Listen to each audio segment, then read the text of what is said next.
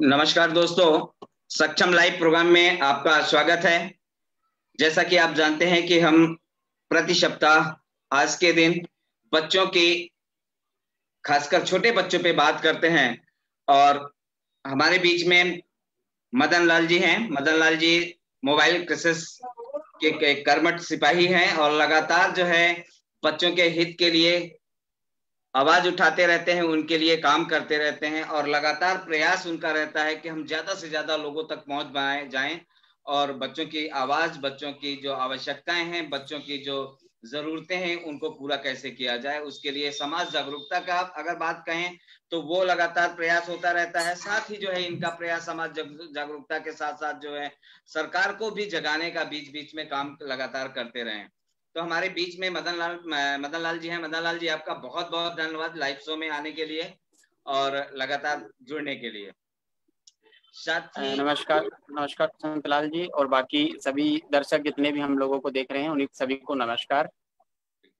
मदन जी, जैसा कि आप जानते हैं कि हम स्वास्थ्य की बात करते हैं, बच्चों की सुरक्षा की बात करते हैं। और एक कहा, किसी ने कहा है, दो तीन शब्दों में बहुत सुंदर सा शब्द बोला था कि सबसे बड़ा उपहार है संतुष्टि, सबसे बड़ी संपत्ति है मुस्कुराहट, और सबसे बड़ी ताकत और ताकत और वफादारी सबसे अच्छा एक रिश्ता बना देती है। तो एक जो अगर ये सभी गुणों को अगर हम देखा जाए तो बच्चों में नजर आता है। अगर हम अपनी संतुष्टि की बात करें तो बच्चों के साथ मिल करके अपने बच्चे कितनी संतुष्टि हो जाती है। यदि हम लोग जो है संपत्ति की बात करें तो अक्सर हमारे बुजुर्ग कहते रहते हैं कि हमारी संपत्ति हमारी औलाद है, इससे बड़ी संपत्ति हमारी कोई नहीं है। और अगर हम मुस्कुराहट की बात करते हैं तो मुस्कुराहट सर्वाधिक सबसे ज्यादा जो है बच्चों में देखी जा रही है।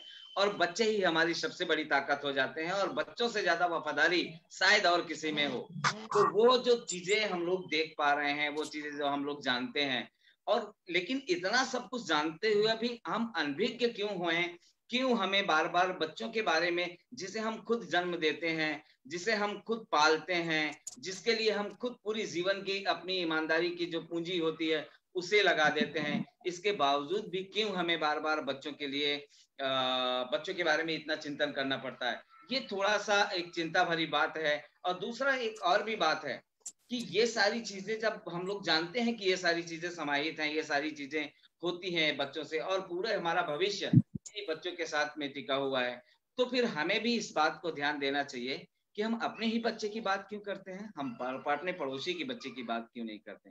तो ये जो हमने दो तीन बातें आपसे जो शेयर की है मदन भाई, कि जो हमारा सबसे बड़ा जो उपहार है वो हमारा बच्चा है, हमारी संतुष्टि भी उसी से मिलती है, हमारी संपत्ति के रूप में हमारी पूर्वज जो है बच्चे को ही मानते हैं, ये हमारी खुशी भी बच्चों से ही होती है, और हमारी ताकत भी बच्चे बच्चे ही होते हैं। और हमारी वफादारी अगर हम लोग देखें तो वफादारी भी हम बच्चे के ही लिए ही करते हैं, सबसे ज्यादा निभाते हैं, और बच्चे से ज्यादा वफादार शायद और कोई हो। तो ये जो रिश्ता है माँ बाप भाई बहन, इन सबका जो एक रिश्ता है, परिवार पड़ोसी, ये सब कहीं ना कहीं एक बच्चे को सुरक्षित जीवन जीवन दिया जा सकता है। लेकिन चूंकि आपकी आज की जो चर्चा है मदन भाई, हम लोग पिछली जो सत्र में किए थे उसमें तो चर्चा जरूर करेंगे, लेकिन हम शुरुआत यहाँ से कर रहे हैं कि आखिर हमारा समाज क्यों विमुख होता जा रहा है, क्यों आखिर हम लोगों को या कुछ चुनिंदा लोगों को बार बार आना पड़ रहा है, या फिर कहें कि समाज कुछ एक खुद बच्चों की सुरक्षा के लिए, तो इसमें कहीं राजनीतिक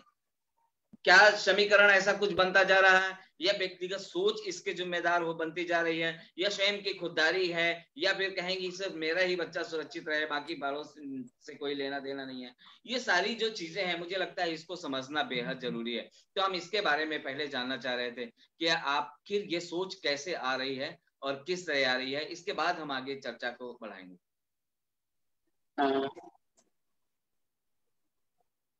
धन्यवाद संतलाल भाई।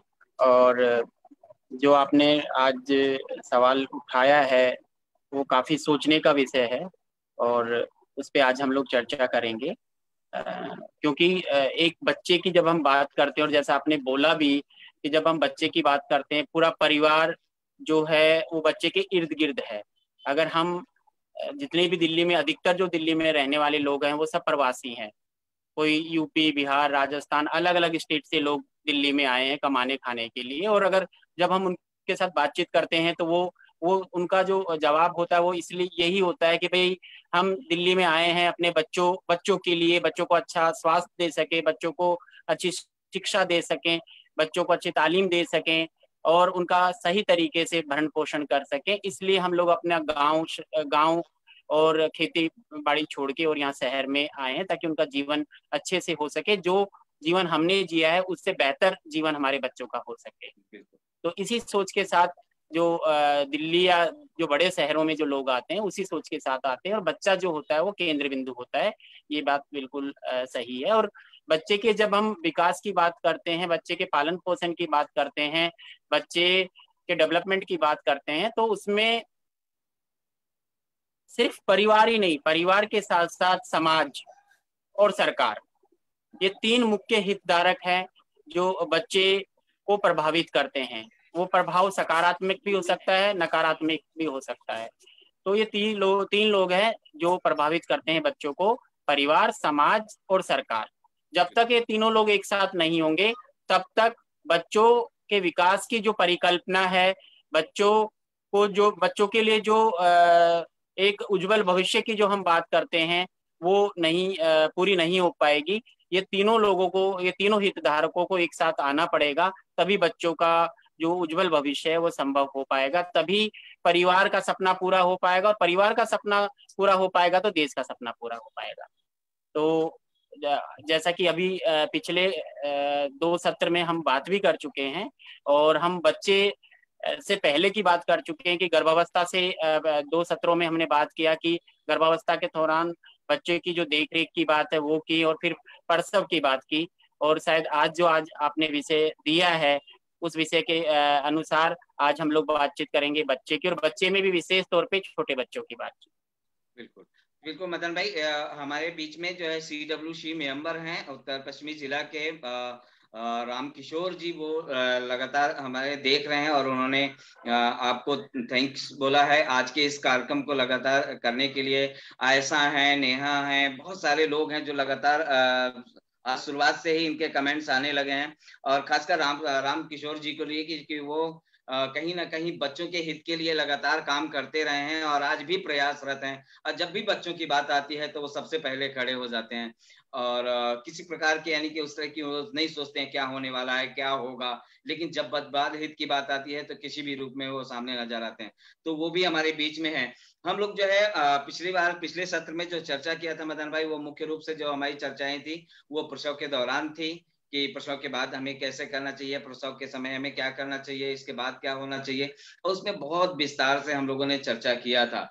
आज हम लोग चर्चा करने वाले हैं, एक तो यह है कि मानव जीवन में सबसे पहले 6 वर्ष का महत्व क्या है, एक तो पहला हमारा बिंदु यह है। दूसरा यह है कि दिल्ली में छोटे बच्चों की स्थिति और उसकी जो प्राथमिकताएं हैं हम उस पर चर्चा करेंगे। और तीसरा बिंदु है हमारा प्रारंभिक बाल देख रेख एवं विकास के लिए योजनाएं एवं नीतियां।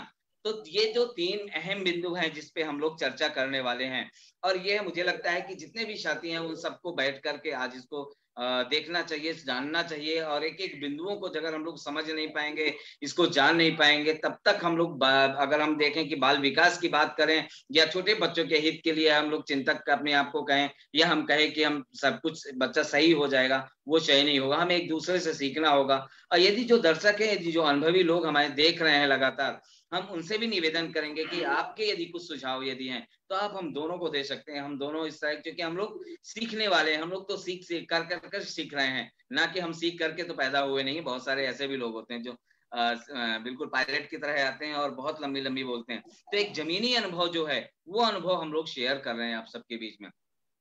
जो पहला मुद्दा है वो ये है कि मानव जीवन में पहले 6 वर्षों में जो महत्व है उस पे हम लोग जानना चाहेंगे। और उसके पहले कुछ जो चीजें हैं कि हम एक बार दोबारा मदन जी का परिचय जरूर कराना चाहेंगे कि मदन जी मोबाइल क्रिसिस जो संस्था है लगभग 51 वर्ष इनके हो चुके हैं और मदन जी का जो अनुभव रहा है वो भी 16 वर्ष का लगभग अनुभव लगातार बच्चों के साथ में काम करने का रहा है। बल्कि उसके पहले भी इन्होंने वॉलंटरी बहुत ज्यादा काम किया है और इसके साथ तो बिल्कुल जमीन से जुड़ के काम लगातार कर ही रहे हैं।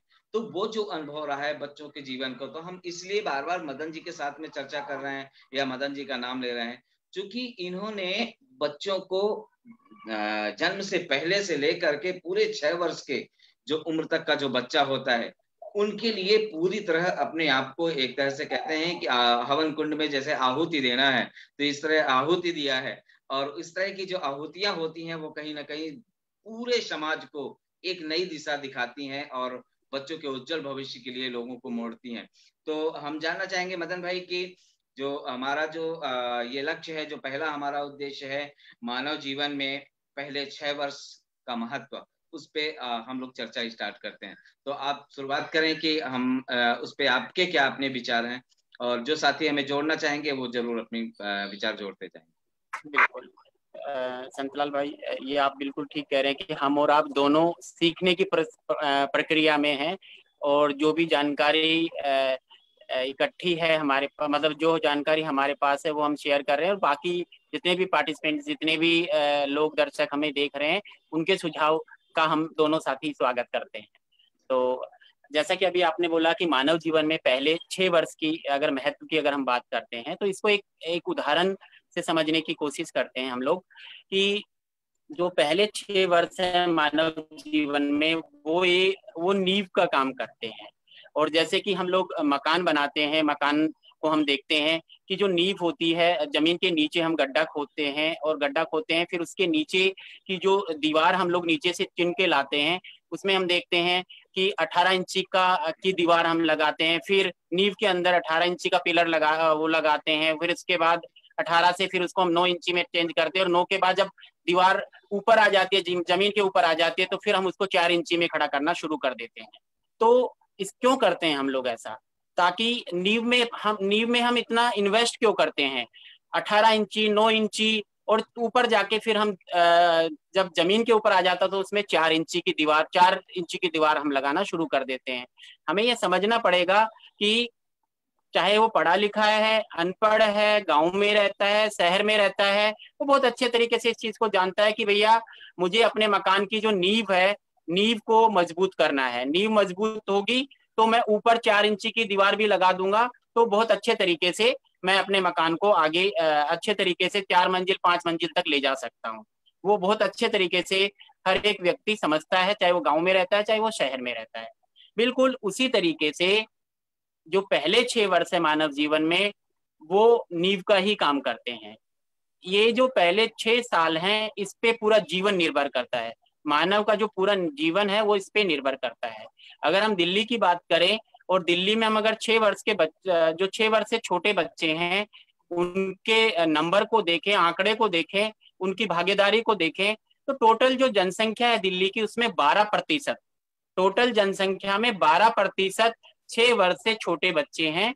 ये सरकारी आंकड़े बताते हैं कि 12% जो भाग है वो 6 वर्ष से छोटे बच्चे हैं। और जैसा भी आपने बताया कि आज हम लोग 2-3 विषय पे बातचीत करेंगे। तो पहला जो विषय है कि भाई ये 6 वर्ष की आयु है, ये क्यों महत्व रखती है, इसके पीछे क्या सोच है, क्या तर्क है। तो इसको थोड़ा मैं स्पष्ट करने की कोशिश करूंगा कि इसके मुख्य तौर पे जो तर्क हैं, अगर हम वैज्ञानिक तर्क की बात करें, जो डॉक्टर्स बोलते हैं, वैज्ञानिक बोलते हैं, उनका जो मानना और कहना है, और हम देखते भी हैं कि जो 6 वर्ष तक की आयु होती है, उस आयु में बच्चे का शारीरिक और मानसिक विकास सबसे तीव्र गति से होता है। इस आयु में जो बच्चों का विकास है, मानसिक हो चाहे शारीरिक हो, वो तीव्र गति से होता है, और इस उम्र में जितनी तेजी से विकास होता है वो इससे आगे वाली उम्र में उतनी तेजी से नहीं होता है। अगर हम शारीरिक विकास को थोड़ा खोल के समझने की कोशिश करें कि कितनी तेजी से विकास होता है, तो इसको हम समझ सकते हैं एक उदाहरण से कि जब बच्चा जन्म लेता है, तो जन्म के साथ बच्चा अपनी गर्दन तक नहीं संभाल पाता है। बच्चे को अपनी गर्दन संभालने के लिए भी सहारे की जरूरत होती है। तो वो बच्चा जो अपनी गर्दन जन्म के समय पे नहीं संभाल पाता है, वो बच्चा 6 महीने में बैठना शुरू कर देता है, और 1 वर्ष में वो चलना भी शुरू कर देता है। तो इतनी तेजी से उसका शारीरिक विकास होने लगता है। साथ ही अगर हम उसके वजन को देखें, उसकी वृद्धि को देखें, तो जन्म के समय बच्चे का जो वजन होता है, वो वजन 1 वर्ष का होते होते 3 गुना बढ़ जाता है। तो इतनी तीव्र गति से इस उम्र में बच्चा बढ़ता है। अगर बच्चे के मानसिक विकास की अगर हम बात करें, तो इस आयु में बच्चे का 85% मानसिक विकास होता है। 85% मानसिक विकास होता है, और जो 15% होता है वो पूरे जीवन भर होता है। तो ये आयु शारीरिक और मानसिक विकास दोनों दृष्टिकोण से बहुत ही महत्वपूर्ण है। साथ ही बच्चा जन्म से ही सीखना शुरू कर देता है। बच्चे की जो सीखने की प्रक्रिया है, उसके जो मानसिक विकास की बात है, वो जन्म से शुरू हो जाती है। और जन्म लेते ही बच्चे के मस्तिष्क में कोशिकाओं के घने संपर्क बनना शुरू हो जाते हैं। और ये जो संपर्क है बच्चे के मस्तिष्क का, जो वो बच्चे के साथ कितनी बातचीत हो रही है डिपेंड करता है। जिस बच्चे के साथ जितनी बातचीत, जितना प्यार दुलार और जितना अच्छा इन्वायरमेंट बच्चे को मिलेगा, बच्चा उतना ही एक्टिव होगा। और उसका जो मानसिक विकास है, उसके अंदर जो जो घनिष्ठता है, जो जो हमने अभी बताया कि कोशिकाओं का जो घनत्व है वो ज्यादा होगा। और जब कोशिकाओं का घनत्व ज्यादा होगा तो वो जो है एक स्ट्रॉन्ग होगा, मजबूत, उसका जो है मजबूती होगी। और जो 85% मानसिक विकास की हम बात करते हैं वो सुनिश्चित होगा। तो ये हमने ये वैज्ञानिक तर्क हैं जो अभी हमने शेयर किए हैं, आपके साथ साझा किए हैं, वैज्ञानिक तर्क है। दूसरे दृष्टिकोण से अगर हम आर्थिक दृष्टिकोण से देखें कि 6 साल तक की जो उम्र है बच्चे के लिए क्यों महत्वपूर्ण है, तो आर्थिक दृष्टिकोण से भी ये बच्चे के लिए बहुत महत्वपूर्ण है। जो अर्थशास्त्री है उनका मानना ये है कि इस उम्र में अगर सही निवेश किया जाए, 6 साल तक की जो उम्र है उसमें अगर सही निवेश किया जाए तो इसका भविष्य में हमारे देश को 17 गुना फायदा हो सकता है। अगर आज इस 6 साल तक की उम्र पे 1 रुपया लगाया जाए तो आने वाले समय में वो 17 गुना फायदा देगा। ये अर्थशास्त्रियों का जो अनुमान है और जो एक तथ्य है कि इस उम्र में निवेश करना बहुत ही जरूरी है। क्यों? और दूसरी तरफ एक ये चीज हमको भी दिखती है कि अगर इस आयु में बच्चा स्वस्थ होगा तो बच्चे सरकार को स्वास्थ्य सुविधाओं पे कम खर्च करना पड़ेगा, क्योंकि स्वस्थ बच्चा होगा तो वो स्वस्थ नागरिक होगा। स्वस्थ नागरिक होगा तो स्वास्थ्य सुविधाओं पे कम खर्च सरकार को करना पड़ेगा। वो स्कूल जाएगा, ड्रॉप आउट संख्या, अगर वो स्वस्थ होगा तो ड्रॉप आउट की जो रेट है उसमें भी कमी आएगी। तो कहीं ना कहीं सरकार जो शिक्षा की बात कर रही है और ड्रॉप आउट रेट कम करने की बात कर रही है, तो उसकी शुरुआत सरकार को कहीं ना कहीं बच्चे के गर्भ से ही शुरुआत करनी होगी। और अच्छे जो मानव संसाधन तभी मिल पाएंगे हमारे देश को या परिवार को जब इस उम्र में सरकार सही निवेश करेगी। तीसरा, अगर हम सामाजिक तर्क को भी देखें जो बहुत महत्वपूर्ण है, सामाजिक तर्क भी इसके लिए कि इस उम्र में निवेश करना, इस उम्र में ध्यान देना क्यों जरूरी है, उसका जो सामाजिक एक दृष्टिकोण है वो ये है कि इस उम्र में यदि जन्म से ही बच्चे के साथ भेदभाव ना हो, अगर बच्चे के साथ जन्म से ही भेदभाव ना हो और समान अवसर मिले तो बच्चा जो है अपनी पूर्ण क्षमताओं के साथ आगे बढ़ता है। तो कहीं ना कहीं हम जब समानता की बात करते हैं, भेदभाव की बात करते हैं, उसकी जो शुरुआत है, वो जो मौके हैं वो बच्चे को हमें जन्म से ही देने हैं और उसकी शुरुआत जन्म से ही होनी चाहिए। तभी जाके भेदभाव और समानता की जब हम बात करते हैं तो वो कहीं ना कहीं वो जो खाई है वो कम होगी। साथ ही जो पीढ़ी दर पीढ़ी चलने वाली जो गरीबी है और असमानता है, पीढ़ी दर पीढ़ी चलने वाली गरीबी और असमानता को अगर हमें तोड़ना है तो उसके लिए हमें जो है इसी उम्र में सही निवेश, सही ध्यान, समान अवसर हमें देने पड़ेंगे। तभी ये जो है चक्र ये टूट पाएगा। और अच्छी बात यह है कि जो अभी शिक्षा नीति 2020 आई है उसमें इस बात को सरकार ने माना है कि गरीबी और असमानता को अगर हमें खत्म करना है तो हमें इस आयु में निवेश करना होगा और उसकी शुरुआत हमें जन्म से 6 वर्ष के बीच से ही यहीं से करनी होगी। तभी हम गरीबी और असमानता का जो चक्र है उसको तोड़ सकेंगे। तो ये कुछ तर्कपूर्ण बातें थी जिसके आधार पे हम ये कह सकते हैं कि आयु बहुत ही महत्वपूर्ण है। कुछ एक दो हाँ, एक दो मैं बात थोड़ा सा इसमें जोड़ना चाह रहा था मदन भाई। एक तो यह है कि हमें हम लोगों को भी एक चीज को समझना चाहिए कि हमारी जो पुरानी जो धरोहरें थी, वो जो नष्ट होती जा रही हैं, वह कहीं ना कहीं एक बहुत बड़ा कारण है।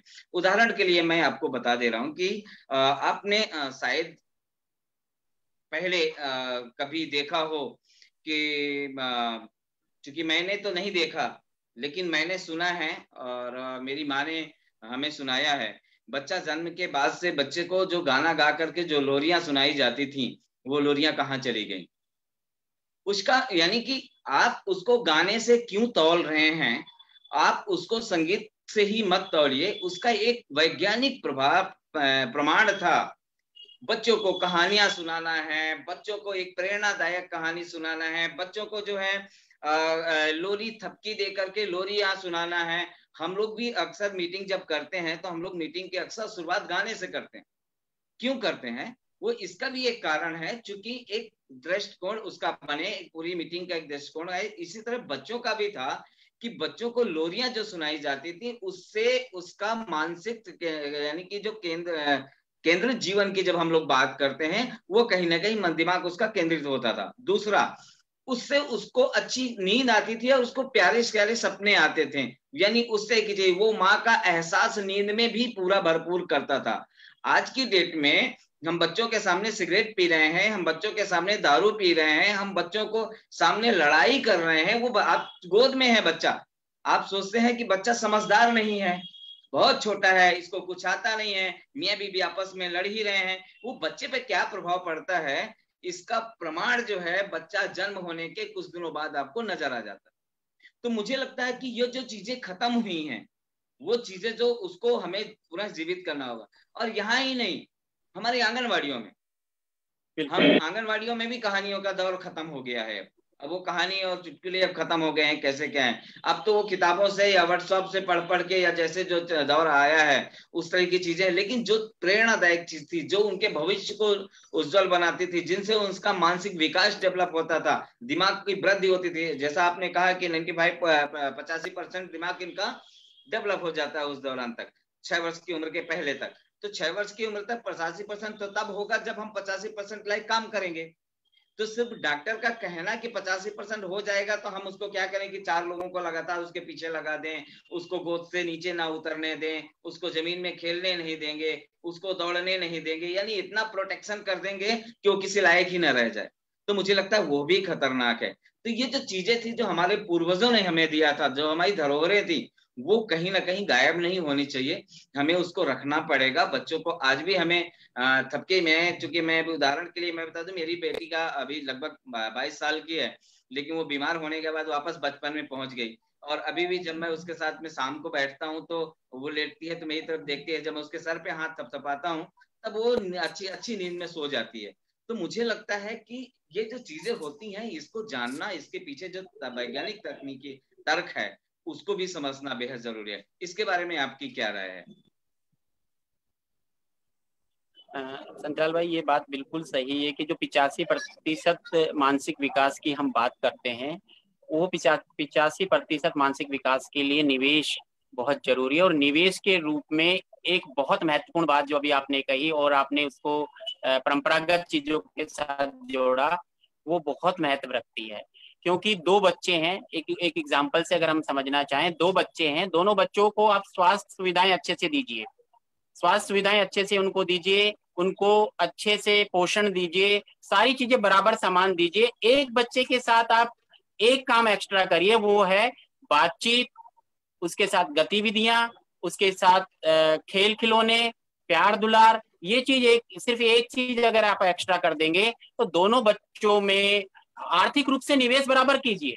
पर एक जिस बच्चे के साथ आपने ये बातचीत और गतिविधियां की हैं और जिसको प्यार दुलार अच्छे से मिला है, उसके विकास में और दूसरे बच्चे के विकास में जमीन आसमान का अंतर होगा। ये बिल्कुल वैज्ञानिक तौर पे ये सिद्ध बात है।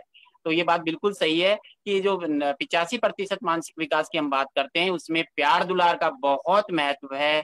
प्यार दुलार, बातचीत, बच्चे के साथ गतिविधियां, बच्चे के साथ कहानियां, बच्चे के साथ उसका जो आत्मविश्वास से संबंधित गतिविधियां, ये बहुत ही महत्व रखती हैं।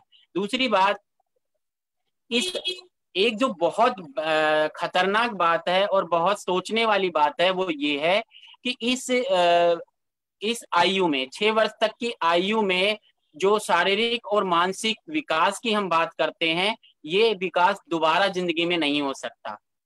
जो 6 साल के बाद की उम्र है, इसका इस उम्र में जो छूट हो गई है, उस छूट की भरपाई पूरे जीवन भर नहीं हो सकती। बहुत जरूरी है कि इस समय में बच्चे की जो जरूरतें हैं, इस समय में जो बच्चों की जरूरतें हैं, उसको सही समय पर पूरा किया जाना चाहिए। चाहे वो प्यार दुलार की बात है, चाहे वो उचित आहार की बात है, स्वास्थ्य की बात है, सुरक्षा की बात है, ये सभी जो मुख्य जरूरतें हैं बच्चों की, वो सही समय पे पूरी होना बहुत जरूरी है। और इन जरूरतों के लिए जो जिम्मेदार लोग हैं, जो जिम्मेदार हितधारक हैं, वो परिवार, समाज और सरकार, ये तीनों लोग हैं। परिवार अपने आप में सक्षम नहीं है कि वो अपने बच्चों की सारी जरूरतों की पूर्ति कर सके। इसके लिए सरकार और समाज दोनों को परिवार के साथ कंधे से कंधा मिलाना पड़ेगा, तभी बच्चे के संपूर्ण विकास की जो हम बात करते हैं वो तभी सुनिश्चित हो पाएगा, जब ये तीनों हितधारक एक साथ मिलके और कंधे से कंधा मिलाकर बच्चे के विकास की बात करेंगे। तभी परिवार का विकास होगा, तभी समाज का विकास होगा और तभी हमारे देश का विकास होगा। और सबसे सबसे बड़ी बात यह है मदन भाई कि नींव की जो हम लोग बात कर रहे हैं, नींव दिखती नहीं है दोस्तों। नींव हमेशा नीचे दबी हुई होती है, लेकिन नींव ही ऐसी है जो पूरे मानव जीवन को ही नहीं, चाहे वो मकान हो, चाहे वो पेड़ हो। अब पेड़ की जड़ों को ले लीजिए, अगर आप अब पेड़ की जड़ों में आप एक पेड़ गमले पे लगा के देख लीजिए और एक पेड़ जमीन पे लगा के देख लीजिए। जमीन की जो पेड़ जो लगा होगा, जमीन से जुड़ा हुआ, उसकी जड़ें नीचे की ओर जाएंगी और वो मजबूती से जमीन को पकड़ के खड़ा रहेगा। तो आंधी आए, तूफान आए, वो काफी कुछ बर्दाश्त कर लेगा। लेकिन गमले में लगा हुआ जो पेड़ होगा वह उखड़ जाएगा 2 मिनट में। तो हम अपने बच्चे को चंद्र दिनों का मेहमान बनाना चाहते हैं या जल्दी उसका ऐसा पालना चाहते हैं कि वो जल्दी हार मान जाए, उखड़ जाए। अब हम कहते हैं अक्सर कि बच्चा हार मान रहा है, बच्चा डिप्रेशन पे जा रहा है, या बच्चा जो है कुछ पढ़ नहीं रहा है। तो एक्चुअल हमने जो नींव थी, उस नींव को हमने कमजोर कर दिया, जहां तक मेरा अपना मानना है मदन भाई। क्योंकि अगर मेरी नींव अगर मजबूत होती तो बच्चा किसी आधार पे पढ़ने में कमजोर होता ही नहीं। कुछ बच्चे पढ़ने में तो बहुत अच्छे होते हैं लेकिन बोल नहीं पाते, अपनी अभिव्यक्ति, अपनी जो स्वतंत्रता है वो रख नहीं पाते, इसलिए कि हमने उनको बचपन से ही स्वतंत्र रखने की बात नहीं की, उनको अपनी बात कहने का अवसर ही नहीं दिया।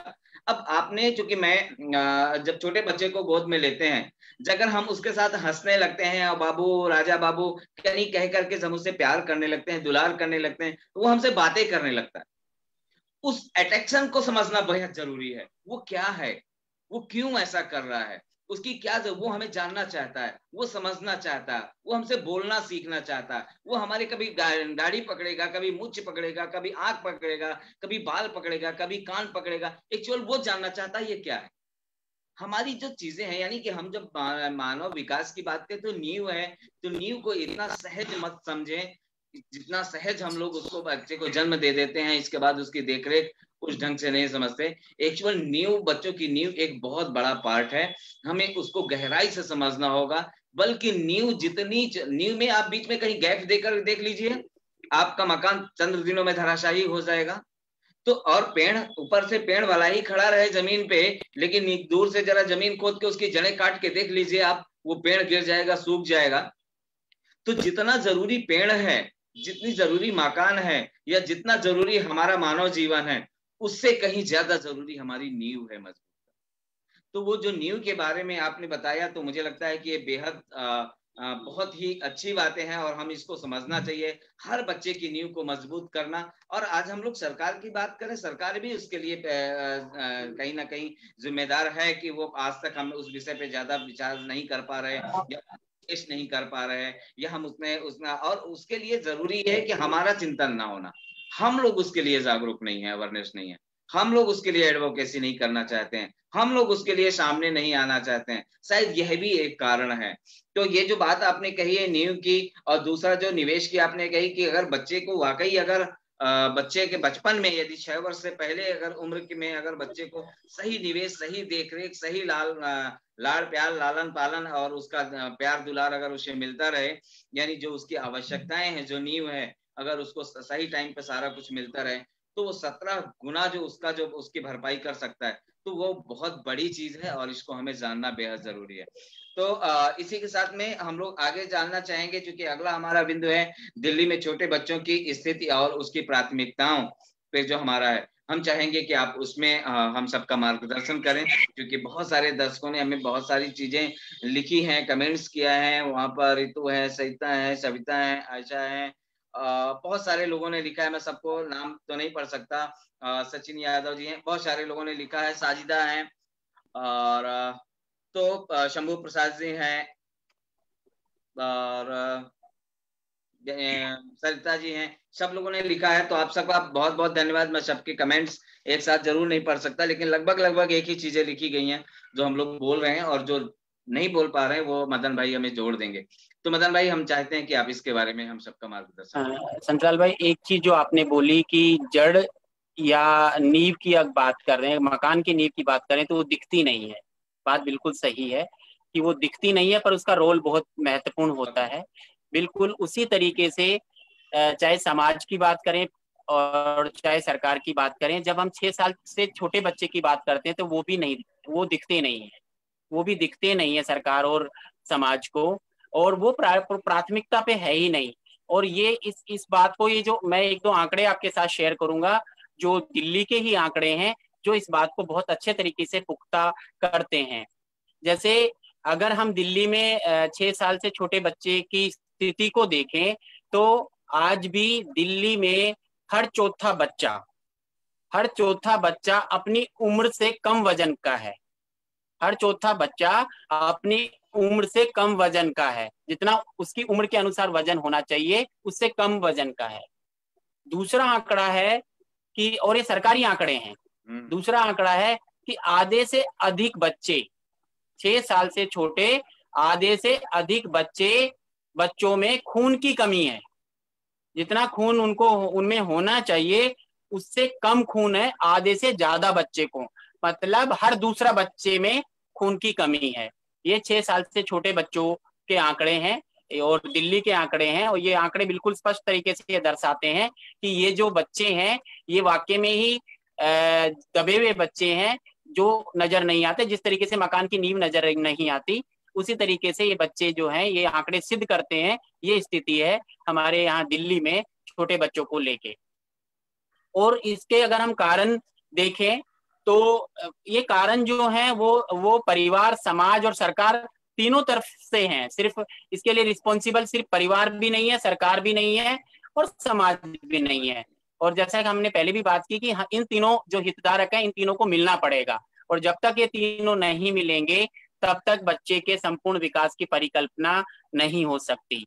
परिवार की अगर हम बात करें, परिवार की प्राथमिकता में बच्चे क्यों नहीं है, परिवार की अगर हम बात करें तो खास तौर पे जिन जिन परिवारों के साथ हम लोग काम करते हैं, और दिल्ली में जो अधिकतर परिवार हैं, 90% जो परिवार हैं वो असंगठित क्षेत्र में काम करते हैं। असंगठित क्षेत्र में काम करते हैं वो परिवार जो है अपनी रोजमर्रा की रोजी रोटी और बुनियादी सुविधाओं को जुटाने में ही लगा रहता है, वो उससे कभी उभर ही नहीं पाता है। और अभी कोविड की स्थिति में तो और ज्यादा जद्दोजहद परिवार को अपना भरण पोषण और परिवार का भरण पोषण करने के लिए करनी पड़ रही है। और इस जद्दोजहद में वो अपने बच्चे के बारे में थोड़ा बहुत, क्योंकि अब जानकारी जागरूकता बहुत ज्यादा है, जो बच्चे स्कूल जाने वाले हैं उनके बारे में हो सकता है कि माता पिता थोड़े जागरूक हैं और शिक्षा को लेके तो वो बातचीत हो जाती होगी, पर जो 6 साल से छोटे बच्चे हैं उस तरफ परिवार का भी ध्यान अभी पूरी तरीके से नहीं जाता है। इसके साथ ही अगर हम सरकार की बात करें, तो सरकार ने भी इन बच्चों को अलग अलग विभागों में बांटा हुआ है कि भाई स्वास्थ्य की बात है तो स्वास्थ्य विभाग बच्चे का टीकाकरण और उसकी जिम्मेदारी स्वास्थ्य विभाग की है। अगर हम बात करते हैं बच्चे के पोषण की बात, तो महिला एवं बाल विकास विभाग देखेगा। कहीं ना कहीं अलग अलग विभागों में बच्चा बटा हुआ है, छोटा बच्चा, साथ में इसी के साथ वो आयु वर्गों में भी बटा हुआ है। अब आयु वर्गों में भी बटा हुआ है कि कोई कानून कहता है कि 14 साल की बात करता है, कोई 18 साल की बात करता है। तो इस तरीके से सरकारी तौर पे अगर हम देखें तो ये विभागों और आयु वर्गों में विभाजित है, जिसके कारण बच्चे के जो संपूर्ण विकास की परिकल्पना जो है वो नहीं पूरी तरीके से हो पाती। विभागीय आपसी समन्वय में दिक्कत है, आपसी कोऑर्डिनेशन विभाग का नहीं हो पाता है, और इसकी वजह से बच्चे को सफर करना पड़ता है। इसकी वजह से जो हम संपूर्ण विकास की बात करते हैं, एक समावेशी कार्यक्रम की बात करते हैं, एक समेकित कार्यक्रम की जो बात करते हैं, होलिस्टिक डेवलपमेंट की बात करते हैं, वो कहीं ना कहीं वो बाधा होती है सरकार के लेवल पे। तो सरकार को ये विभागों में ना बांट के बच्चे को एक उस तरीके के नीति और उस तरह के कार्यक्रम बनाने की जरूरत है। और जो 6 साल से छोटे बच्चे हैं उनको उनके लिए जो कार्यक्रम और नीति है वो हक के रूप में मिलने चाहिए। जब तक बच्चों के लिए, छोटे बच्चों के को उनकी चाहे शिक्षा की बात है, चाहे उसके स्वास्थ्य की बात है, पोषण की बात है, सुरक्षा की बात है, देखरेख की बात है, ये एक हक के रूप में जब तक सरकार सुनिश्चित नहीं करेगी तब तक हम संपूर्ण विकास की जो बात है वो सिर्फ बातों में ही रहेगा और वो जो है ग्राउंड पे नहीं उतर पाएगा। तो ये एक हक और एक अधिकार के रूप में जब बच्चों को मिलेगा तभी जो है बच्चे के संपूर्ण विकास की परिकल्पना पूरी हो पाएगी। तो मुझे ये लगता है कि परिवार, सरकार और समाज, अगर हम समाज को देखें तो समाज के तौर पे कैसे बच्चा पीछे है, मैं वो भी स्पष्ट करना चाहूंगा कि समाज के तौर पे अगर हमारे आसपास मोहल्ले में अगर पानी नहीं आ रहा है, बिजली नहीं आ रही है, सड़क नहीं बनी है, तो हमारे जो समाज के लोग इकट्ठा होके और अपने जनप्रतिनिधि के पास चले जाते हैं कि जी हमारे नल में पानी नहीं आ रहा है, हमारी सड़क नहीं बनी है, नालियों में गंदगी है, ये है वो है। बुनियादी सुविधाओं के लिए सब लोग इकट्ठे होके चले जाते हैं।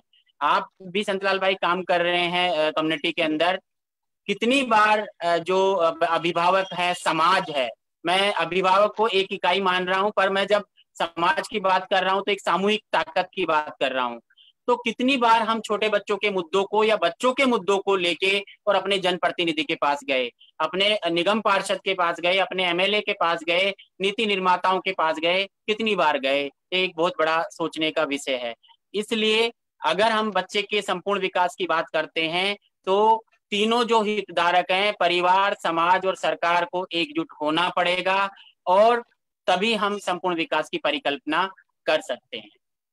और विकास के भी पहलुओं को मदन भाई हम लोग जब जब देखते हैं ना, तो विकास को वो अपने विकास की बात करते हैं, आर्थिक विकास की बात कर लेते हैं, उससे जोड़ लेते हैं। शारीरिक विकास का जो एक महत्व है, उसका जो चीजें हैं वो कहीं ना कहीं वहीं पे रह जाता है। साथ ही जो है बच्चों की जो हम लोग बात, चूंकि अभी हम लोग बात कर रहे हैं, जब 3 से 4 साल तक के बच्चों की बात कर रहे हैं, अभी 6 साल तक के बच्चे की जो बात कर रहे हैं। अब इसमें जो सुरक्षा की जहां तक बात हम लोग जब करेंगे, तो जब हम लोग देखते हैं कि शारीरिक विकास से जुड़ता हुआ मामला है, अब हमारा जब यानी कि जब उसके शारीरिक विकास को देखते हैं तो विकास डेवलप कैसे से होता है, उसकी आवश्यकताएं क्या होती हैं। अब आप लोगों ने देखा होगा कि बच्चा जन्म हुआ, जन्म होने के तुरंत बाद उसे किस चीज की, हम लोग को पिछली बार बता भी रहे थे कि तुरंत उसको एक कंगारू केयर की भी जरूरत है, उसको सूखे और एक ऐसा कपड़ा हो जो पहले से धुला हुआ, उबला हुआ हो, और गर्म पानी से नहीं धुला हुआ कपड़ा हो, नया, ऐसा नहीं कि नया दुकान से लेके आए और उसको ढक दिया तो इसका मतलब वो अच्छा है, वो पहले उबाल के रखना चाहिए। ये चीजें हम लोग बताते हैं। जैसे बच्चे की आवश्यकताएं होती हैं छोटी, इसी तरह हर पल, यानी कि हर एक उम्र के आधार पे हर 3 महीने में बच्चों की आवश्यकताएं बदलती चली जाती हैं, और हमें अपने नेचर को भी उस आधार पे बदलना पड़ेगा। हमें खुद के अपने स्वभाव को उसके आधार पर बता, बच्चे को हंसने बोलने की जरूरत है, बच्चे को बात करने की जरूरत है, तो हमें भी हंसने और बोलने और बात करने की चीजें वहां रखना पड़ेगा, उनके साथ में करना पड़ेगा। दूसरा, बच्चे को कपड़े की जरूरत है तो हम कपड़े की पूर्ति करते हैं, बच्चे को खाने की जरूरत है वो खाने की पूर्ति करते हैं, लेकिन कैसे करते हैं वो एक बहुत सोचने वाली बात है। आंगनवाड़ियां बहुत अच्छी कार्यकर्ता हैं, इस समय कोरोना काल में भी काम कर रही हैं, हम ये नहीं कह रहे, लेकिन आंगनवाड़ियों के जो दायित्व हैं उनकी देखरेख की निगरानी, भाई मेरा बच्चा अगर आंगनवाड़ी में जा रहा तो मेरी जिम्मेदारी बनती है कि मैं आंगनवाड़ी में मैं देखरेख करूं। हमारे यहाँ आंगनवाड़ी में भी महिलाओं का समूह का एक ग्रुप की मीटिंग होती है, मंथली मीटिंग। आपके कागजी कार्रवाई में तो मिल जाएगी, लेकिन एक्चुअल मीटिंग की अगर आप देखेंगे तो मीटिंग का जो प्रतिशत है ना वो बहुत कम मिलेगा। तो कहीं ना कहीं जो सामाजिक भागीदारी और बच्चों के जो बाल विकास, शारीरिक विकास में जो वृद्धि करने वाली जो चीजें होती हैं, उनका खेलना है, उनका कूदना है, उनका चलना है, फिर उनको पौष्टिक आहार है। अब आंगनवाड़ी के पौष्टिक आहार को आप किस उद्देश्य से लेने जा रहे हैं, कितना उसको और कौन लोग लेने जा रहे हैं, ये देखना पड़ेगा। तो सरकार भी ऐसा करती है कि पौष्टिक आहार के लिए आप उनको भी, मुझे लगता है जिस तरह हम लोग बात कर रहे हैं कि एक स्कूल ऐसा कॉमन स्कूल होना चाहिए जहाँ पे हर किसी का बच्चा जाए, तो आंगनवाड़ियां आप हमारे स्लमों में तो हैं और चल रही हैं, कर रहे हैं, पुनर्वास कॉलोनियों में भी हैं। आंगनवाड़ियों की निगरानी के लिए लोगों की बात भी हम लोग कर रहे हैं, लोग कर भी रहे हैं, जहां जहां कार्य क्षेत्र है, जहां वहां तो अच्छा खासा काम हो ही रहा है। जबकि आप लोगों ने तो एक मॉडल आंगनवाड़ी, मॉडल क्रश तैयार किया पूरे दिल्ली के लिए, सरकार को बताया भी है कि इस तरह के क्रश बनना चाहिए या इस तरह की आंगनवाड़ियां होनी चाहिए। तो हर उस बाकी लोगों की भी जिम्मेदारी और रिस्पॉन्सिबिलिटी मुझे लगता है आंगनवाड़ियों से जोड़नी चाहिए। अब निगम पार्षद हैं, आपने सुना होगा कि हमारे यहाँ के निगम पार्षद भी आंगनवाड़ी का एक पार्ट है, लेकिन कब मीटिंग में गए होंगे, कभी गए हों, कभी बैठे हों, कभी बात गए हों, निगरानी करने की भी मुझे लगता है उनको जरूरत नहीं है। हमारे यहाँ एमएलए हैं, वो भी शायद जब चुनाव की बात आती है तो एक अलग बात है कि ठीक है चले गए उन क्षेत्र में, या उस समय उससे भी नमस्ते कर लिया, उसकी देखरेख कर लिए, चल रहा है कि नहीं चल रहा। लेकिन इस तरह की माहौल पे जो हमारे लीडर हैं, या हम जो कहते हैं कि हमारे स्टेक होल्डर्स हैं, उनकी भूमिकाएं भी वो कमजोर होती जा रही, तो उनको भी चाहिए कि वो बीच बीच में जाएं और बात करें। और रह गई हम लोग जब बात इसके आगे करेंगे प्रारंभिक बाल देखरेख एवं विकास के लिए, तो बाल देखरेख कर चुके अनुभव आप लोगों ने बहुत सारी आंगनवाड़ियों को, आशा वर्करों को ट्रेनिंग दिया है, उसमें हम लोग भी शामिल रहे हैं, हमारे भी स्टाफ के लोग भाई सारे लोगों ने उसकी ट्रेनिंग लिया है। तो हम चाहते हैं कि उस तरह की चीजों को भी आप सामने रखें कि बच्चे की देखरेख से उनका बच्चों का शारीरिक विकास कैसे हो सकता है, उनका मानसिक विकास कैसे हो रहा है, तो देखरेख कितनी जरूरत है, और उनकी सुरक्षा कितनी जरूरी है, और उनके विकास की जो योजनाएं हैं वो तो आपने काफी कुछ बताया भी है, लेकिन हम चाहेंगे उसको जोड़ते हुए आगे रखें, बच्चे की देखरेख सुरक्षा से संबंधित। बिल्कुल। तो संतलाल जी, जैसे अभी आप बात कर रहे हैं, मैं इसको एक एग्जांपल से स्पष्ट करने की कोशिश करूंगा, और ये अलग से एक चैप्टर है वैसे, पर थोड़ा सा मैं इसको छूने की कोशिश करूंगा आज की बातचीत में। कि जैसे कंप्यूटर में सॉफ्टवेयर और हार्डवेयर होता है, उसी तरीके से बच्चे के साथ भी बात है, क्योंकि सॉफ्टवेयर और हार्डवेयर की अपनी अपनी भूमिका होती है कंप्यूटर को चलाने के लिए। उसी तरीके से अगर जब हम बच्चे की बात करते हैं, तो बच्चे के पोषण की बात करो, आप बच्चे के स्वास्थ्य की बात करो, आप बच्चे के कपड़े की बात करो, ये जो जरूरतें हैं, ये हार्डवेयर वाला जो जो दिखती है हमको, वो तो बहुत अच्छे तरीके से हर परिवार करने की कोशिश करता है, और सरकार भी वो करती है। पर जो सॉफ्टवेयर वाला जो मामला है, जिससे बच्चे का व्यक्तित्व बनता है, और जो व्यक्तित्व इस उम्र में जो एक व्यवहार और एक व्यक्तित्व जो होता है, उसका असर पूरे जीवन भर होता है, जो बच्चे के साथ रहता है। जो सॉफ्टवेयर वाला जो मामला है, उस पे काम करना भी उतना ही जरूरी है जितना हम जब बच्चे के पोषण की बात कर रहे हैं, स्वास्थ्य की बात कर रहे हैं, बच्चे के कपड़े की बात कर रहे हैं, बच्चों को और बुनियादी सुविधाओं की बात कर रहे हैं, उतना ही जरूरी है वो सॉफ्टवेयर वाले हिस्से पे बच्चे के साथ काम करना, जिसमें हम पहले भी बातचीत कर चुके हैं, जिसमें परिवार की भूमिका, एक देखरेख कर्ता की भूमिका, चाहे वो परिवार का सदस्य हो, चाहे वो आंगनवाड़ी में जा रहा है देखरेख उसकी हो रही है, चाहे वो किसी क्रैश में जा रहा है। जो वहां सॉफ्टवेयर वाला मामला है, जो प्यार दुलार वाली बात है, बच्चे को मौके देने वाली बात है, बच्चे का आत्मविश्वास बढ़ाने वाली बात है, ये चीजें दिखती नहीं है पर ये बच्चे के व्यक्तित्व के निर्माण में बहुत ही महत्वपूर्ण है।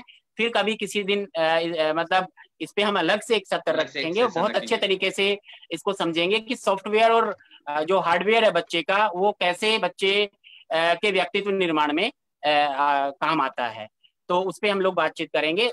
अब हम अगला जो हमारा विषय है, जिसमें हम योजना, नीति और कानून की बात कर रहे हैं, कि अगर ये आयु इतनी महत्वपूर्ण है और अभी सामाजिक तौर पे भी इसको उतनी प्राथमिकता नहीं मिल रही है, सरकार के तौर पे भी कुछ प्राथमिकता मिली है, और वो क्या कानून है, क्या क्या नीतियां हैं, उसको थोड़ा सा हम लोग समझने की कोशिश करेंगे। देखिए, जो आंगनवाड़ी है, जिसको हम समेकित बाल विकास परियोजना कहते हैं, ये इसके बारे में हम सब लोग अच्छे तरीके से जानते हैं कि 1975 में ये योजना शुरू हुई।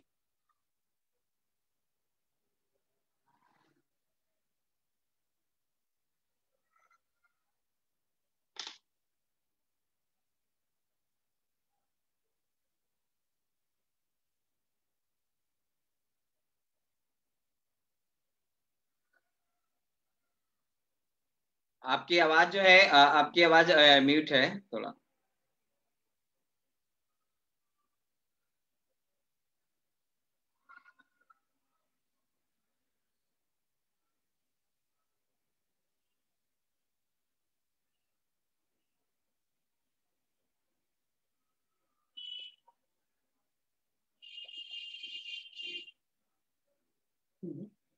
नेटवर्क तो दोस्तों अभी थोड़ा सा आवाज में उनका डाउन है, अभी आवाज नेटवर्क प्रॉब्लम। तब तक हम लोग बात कर रहे हैं कि ये जो बचपन है, ये जो हमारा जीवन है, जो हमारी नीतियां हैं, जो हमारी कुरीतियां हैं, वो कहीं ना कहीं बच्चों के भविष्य के लिए, बच्चों के जीवन के लिए ये नुकसानदायक भी हैं। तो हमें उसको देखना पड़ेगा, हमें उसको समझना पड़ेगा, हमें उसको जानना पड़ेगा।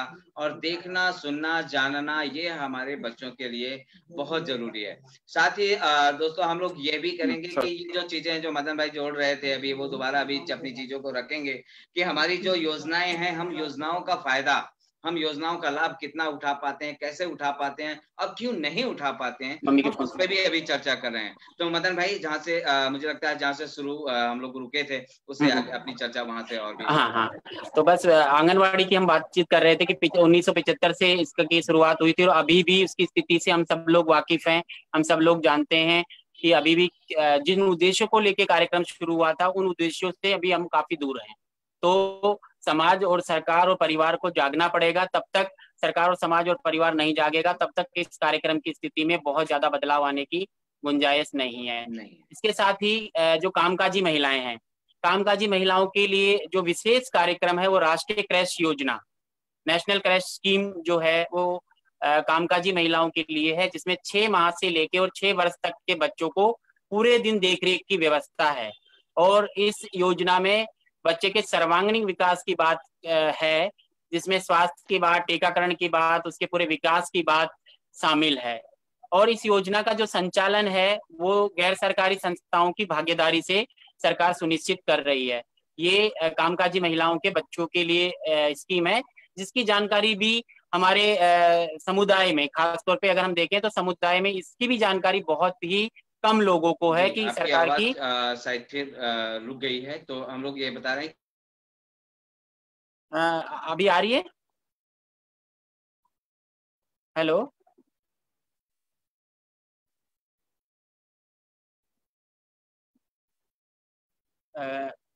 तो सरकार की जो योजनाएं हैं उससे संबंधित हम लोग बातचीत कर रहे थे।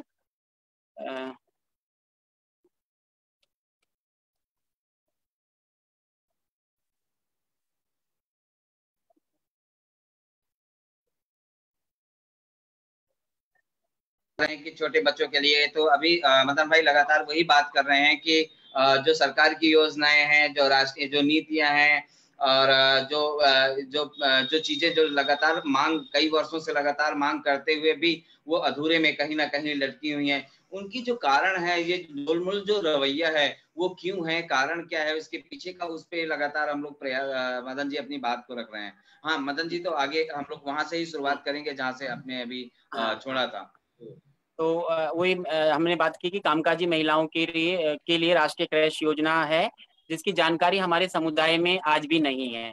तो इसकी जानकारी, जागरूकता की जरूरत है, क्योंकि परिवार समुदाय में कामकाजी महिलाएं बहुत हैं, और कितनी ही महिलाएं ऐसी हैं जो काम करना चाहती हैं, पर बच्चे छोटे होने के कारण वो काम पे नहीं जा पाती हैं। आर्थिक स्थिति बहुत ही गंभीर है, फिर भी वो छोटे बच्चे होने के कारण काम पे नहीं जा पाती हैं। तो ये जानकारी और जागरूकता समुदाय में फैलनी चाहिए। इसके साथ ही विशेष तौर पे 6 साल से छोटे बच्चों के लिए एक नीति 2013 में एक नीति आई, जिसका नाम था राष्ट्रीय प्रारंभिक बाल देखरेख एवं शिक्षा नीति। ये पहली ये एक जो नीति थी, इसमें छोटे बच्चों के संपूर्ण विकास की बातचीत की गई, और उसमें कुछ मापदंड इस नीति के तहत आए जो छोटे बच्चों के लिए बहुत ही महत्वपूर्ण थे, जिसमें मुख्य रूप से एक बात आई कि भाई छोटे बच्चों के लिए जो प्रारंभिक जो हम शिक्षा की बात करते हैं वो 500 मीटर के दायरे में होनी चाहिए। ये जो राष्ट्रीय बाल देखरेख शिक्षा नीति थी 2013 में, उसमें ये पहली बार बात आई कि 500 मीटर के दायरे में बच्चों के लिए प्री स्कूल होना अनिवार्य है। इसके साथ ही उसमें बातचीत आई कि अगर बच्चा 3 साल से छोटा है तो उस 10 बच्चों के ऊपर एक टीचर होना चाहिए, और अगर बच्चे 3 से 6 साल के हैं तो 20 बच्चों पे एक टीचर, एक ये मानक तय किया गया उस नीति के तहत, जो अभी आंगनवाड़ी और क्रैश में ये इम्प्लीमेंट हो रही है। इसके साथ ही उसमें जगह की भी बात की गई, इंफ्रास्ट्रक्चर की बात की गई, और सबसे बड़ी जो चीज उसमें आई वो आई कामकाजी महिलाओं के बच्चों के लिए झूला घर की व्यवस्था। ये भी जो नीति थी 2013 में, बाल देखरेख नीति, प्रारंभिक बाल देखरेख नीति थी, उसमें इसका प्रोविजन आया, जो कि बहुत ही सकारात्मक एक चीज थी उस नीति की। अभी 2020 में भी राष्ट्रीय शिक्षा नीति, जिसको हम सब लोग बहुत अच्छे तरीके से जानते हैं और अभी आजकल ये चर्चा का विषय भी बना हुआ है, क्योंकि अभी तुरंत ताजा ही ये नीति आई है 2020 में। इसमें भी छोटे बच्चों की बात कही गई है, और इसमें इस नीति में इस बात को माना गया है कि जब हम स्कूली शिक्षा की बात करते हैं तो स्कूली शिक्षा की सफलता की परिकल्पना करना, छोटे बच्चों को छोड़कर हम स्कूल की शिक्षा की जो सफलता की परिकल्पना कर रहे हैं वो अधूरी है।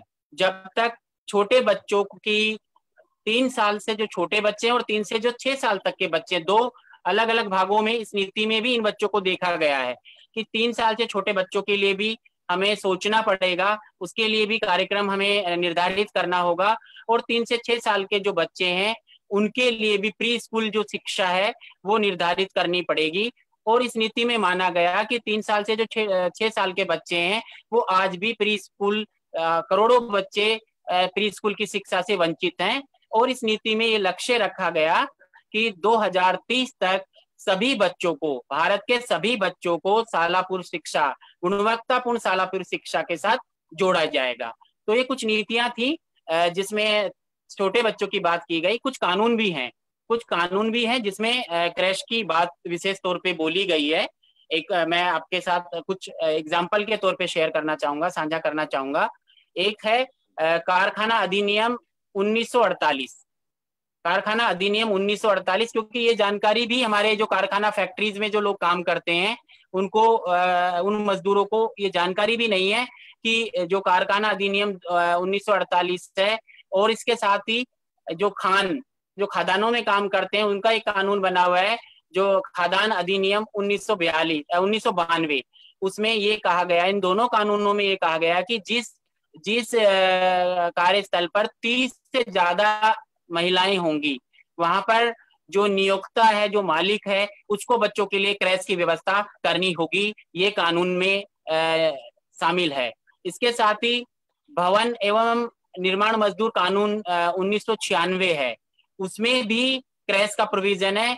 उसमें भी ये बात कही गई है कि अगर निर्माण स्थल पर 50 से अधिक महिलाएं काम करती हैं तो वहां पर कामकाजी महिलाओं के छोटे बच्चों के लिए क्रैश की व्यवस्था होनी चाहिए। तो संतलाल जी, ये कुछ कानून, नीतियां और कार्यक्रम हैं जिसमें बच्चों के विकास की बात कही गई है, क्रैश की बात कही गई है, पर अभी भी कानून में होने के बाद भी बहुत ज्यादा ये इनका कार्यान्वयन ग्राउंड लेवल पे नहीं है। इसके लिए जानकारी जागरूकता बहुत जरूरी है। जब तक जानकारी जागरूकता नहीं होगी तब तक कोई भी मजदूर अपने मालिक से ये सवाल भी नहीं करेगा कि और खास तौर पे वो महिला जिसके पास छोटा बच्चा है वो काम पर ही नहीं जाती, उसको वो ये इसलिए काम पर नहीं जाती, वो भी ये समझती है कि ये जिम्मेदारी मेरी जिम्मेदारी है, अगर ये बच्चा है तो ये मेरी जिम्मेदारी और मेरे परिवार की जिम्मेदारी है। पर ये परिवार और उस महिला के साथ साथ, परिवार के साथ साथ ये सरकार की भी जिम्मेदारी है, ये कानून का हिस्सा है कि कारखाने में, फैक्ट्री में अगर वो काम कर रही है तो वहां पर उसके बच्चे के लिए क्रैश व्यवस्था होनी चाहिए। निर्माण स्थल पे अगर वो काम कर रही है तो वहां पर क्रैश व्यवस्था है। ये जानकारी और जागरूकता फैलानी सरकार की जिम्मेदारी है। हम सब गैर सरकारी संगठन जो हम लोग काम कर रहे हैं, हमारी जिम्मेदारी है, हम सब लोगों को मिलके और ये जानकारी जागरूकता फैलाने का काम करना है, ताकि लोग इन सुविधाओं की मांग रख सके, अपने मालिक, नियोक्ता जहां पर भी वो काम कर रहे हैं उनके पास ये मांग रख सके। 1975 से चलने वाली जो योजना है उसकी स्थिति आज भी बहुत ज्यादा अच्छी नहीं है। तो ये जानकारी और जागरूकता का भी मसला है, ये सरकार की प्राथमिकता की भी बात है, समाज की प्राथमिकता की भी बात है, और परिवार की प्राथमिकता की भी बात है कि 6 साल से छोटे बच्चों को प्राथमिकता मिलनी चाहिए। अगर और बिना इनको प्राथमिकता दिए, बिना इनके विषय में सोचे हम जो देश और परिवार और समाज के विकास की बात करते हैं वो परिकल्पना अधूरी है। बिल्कुल बिल्कुल मदन भाई, बहुत अच्छी जानकारियां। और मुझे लगता है कि जितने भी हमारे दर्शक देख रहे हैं वो आत्मबोध करें, बल्कि इसको कभी भी मौका लगे तो आप दोबारा जरूर सुने। और एक चीजें कि जब हम लोग बात करते हैं, बच्चों की बात करते हैं, तो हम इसलिए कहते हैं कि हम लोग बार बार बात इसको दोहरा रहे हैं, 2 बार 3 बार रिपीट इसलिए बार बार कर रहे हैं क्योंकि बच्चा लोगों के जहन में है ही नहीं, बच्चा प्राथमिकता में नहीं है, चाहे वो सरकार हो, चाहे समाज हो या परिवार हो। तो हमें सरकार, समाज और परिवार को, तीनों को एक साथ, तीनों पहियों को एक साथ मिलकर के अगर चलेंगे, तब शायद वो एक सुचारू रूप से एक जो जीवन की हम लोग कल्पना कर रहे हैं, एक सुखमय बाल जीवन की कल्पना कर रहे हैं, या हम कह रहे हैं कि संपूर्णता में बाल अधिकारों के साथ में बच्चा अपना जीवन जी पाए, उसको आगे बढ़ पाए, या हम कहें मानसिक शारीरिक रूप से, बौद्धिक रूप से पूरा क्षमतावान एक बच्चा जो है वो हमारे देश को मिले, हमारे समाज को मिले, तभी वो हमारी परिकल्पनाएं जो है हमारे वो शायद पूरी हो सकती हैं। अन्यथा हम इस तरह सुनेंगे और हम लोग चले जाएंगे। तो मुझे लगता है कि हमें सुनने और सिर्फ चले जाने की जरूरत नहीं है, अब हमें अभियान के रूप में साथ आकर के काम करने की जरूरत है। दिल्ली मोबाइल क्राइसिस है, आपका सक्षम परिवार है, हम सब बच्चों के लिए लगातार निरंतर मेहनत कर रहे हैं, लोगों के बीच में जा करके काम कर रहे हैं। ऐसा नहीं है कि हम इस कोरोना काल में सिर्फ लाइव शो में ही आकर के हम लोग बात कर रहे हैं, एक्चुअल हम जमीन में भी जाकर के बात कर रहे हैं। आज भी हम आंगनबाड़ियों से मिल रहे हैं, आज भी हम आशा वर्करों से मिल रहे हैं, उनका प्रोत्साहन बढ़ा रहे हैं, उस परिवार का, अंतिम परिवार का भी प्रोत्साहन बढ़ा रहे हैं, जो परिवार कहीं ना कहीं सुविधाओं से कोसों दूर वंचित खड़ा हुआ है, उन बच्चों का हौसला, उन बच्चों के परिवार का हौसला बढ़ा रहे हैं लगातार, जो सुविधाएं होते हुए भी वहां तक नहीं पहुंच पा रहे हैं। और इन सब चीजों के साथ साथ हमें इसके लिए काम करने के लिए बहुत कई प्रकार की ऊर्जा और ताकत की जरूरत होती है। और वो सबसे बड़ी ताकत आप सब लोग हैं, जो आप सब देख रहे हैं, जो आप सुन रहे हैं, जो आप समझ रहे हैं। मुझे लगता है जिस तरह का आपने देखा होगा कि इस काल में भी काम तो बहुत सारे कर रहे हैं, बहुत सारे लोग काम कर रहे हैं, लेकिन सबका अपना अपना तरीका होता है काम करने का। हम लोग जिस तरीके को लेकर के अपनाए कि हम लोग एक भी दिन खाली नहीं बैठे हैं, हम हर बच्चे तक पहुंचने का प्रयास किए हैं। मदन जैसे लोगों ने प्रयास किया है कि हर आंगनबाड़ी सुरक्षा, अपनी सुरक्षा के साथ साथ जो है लोगों की सुरक्षा के लिए साथ में आए, और उसके बहुत सारे परिणाम, जीते जागते परिणाम हमें नजर आ रहे हैं। साथ ही जो है हम लोग शारीरिक विकास की बात किए हैं, आज हम मानसिक विकास की बात कर रहे थे। हम ये भी बात कर रहे थे कि हर चौथा बच्चा जो है उसको उम्र के आधार पे जो है उसका वजन कम है, ये हमारे लिए बहुत चिंताजनक बात है। हम ये भी आज कह रहे थे कि आधे से अधिक बच्चों के पास खून की कमी है, वो हमारे लिए चिंताजनक बात है, हम उसको कैसे पूरा कर पाएंगे। हम ये भी नींव की बात कर रहे थे, हम बच्चों की नींव कैसे मजबूत करेंगे, वो हमें देखना होगा, और हम लगातार प्रयास उसके लिए करना होगा। और कभी भी अगर आपको जरूरत है, अगर आपको इन चीजों में अगर कुछ भी चाहिए जानकारी चाहिए, कोई गाइडलाइंस चाहिए, या आप कुछ जानना चाहते हैं या अपना सुझाव देना चाहते हैं, तो saksham.del1@gmail.com, हम दोबारा दोहरा दे रहे हैं, saksham.del1@gmail.com। आप इसमें हमें लिख सकते हैं, हम और मोबाइल क्राइसिस मिल करके आपकी जो भी शंका होगी उसका समाधान करने की कोशिश करेंगे।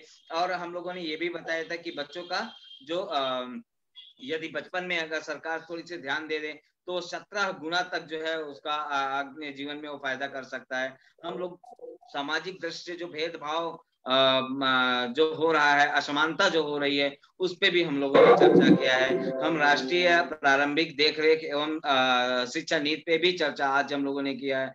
हम लोगों ने जो कानून की योजना है, चाहे कारखाना अधिनियम 1948 हो या खदान अधिनियम 1992 हो, हम इस पे भी चर्चा किए हैं। तो हम निर्माण मजदूर का जो 1996 का जो कानून था, हम उस पे भी चर्चा किए। तो बहुत सारी ऐसी चीजें हैं, ऐसी बातें हैं जिन्हें हमें जानना होगा, और एक दिन में पर्याप्त नहीं है कि हम उसके बारे में पूरी तरह बता पाए। लेकिन हमारा ये प्रयास होता है, मदन का ये प्रयास रहा है कि हम छोटी चीजों तक आप लोगों तक पहुंचा पाए। और इसी के साथ में, चूंकि आज का समय हमारा पूरा हो रहा है, आप सभी दर्शकों का बहुत बहुत धन्यवाद, और साथ ही मदन भाई आपका तो बहुत बहुत धन्यवाद, क्योंकि आप में लगातार पूरे हफ्ते तक प्रयास करते हैं, लिखते हैं, कोशिश करते हैं, और उसको पूरा जमीन से जोड़ करके और फिर हम सबके बीच में रखते हैं, और इसका फायदा बहुत सारे लोगों को मिल रहा है। बहुत सारे लोग हमें फोन कर रहे हैं, आज ही हमें चाइल्ड लाइन का भी फोन आया था, और बल्कि उन्होंने कहा था कि हम लोग भी आज के कार्यक्रम में जुड़ना चाहते हैं। मैंने कहा नहीं, आपके लिए एक स्पेशल कार्यक्रम रखा जाएगा और आप उससे जुड़ेंगे। तो मुझे लगता है कि इस तरह के बहुत सारे लोग देखते हैं, CWC के लोग देख रहे हैं, और ये कहीं ना कहीं बच्चों के लिए जिम्मेदार लोग हैं, और उन सब के लिए बहुत बहुत धन्यवाद। चूंकि आप चिंतित हैं, आप सब जानना चाहते हैं, हर बच्चों की चिंता आपके दिमाग में है, शायद इसीलिए आप लगातार प्रोग्राम से जुड़ रहे हैं, लगातार कोशिश कर रहे हैं, जानने की कोशिश कर रहे हैं, और हमें भी सहयोग और हमें मार्गदर्शन करने की कोशिश कर रहे हैं। इसी के साथ ही बहुत बहुत धन्यवाद आपका मदन भाई, आपका भी थैंक यू, धन्यवाद। धन्यवाद।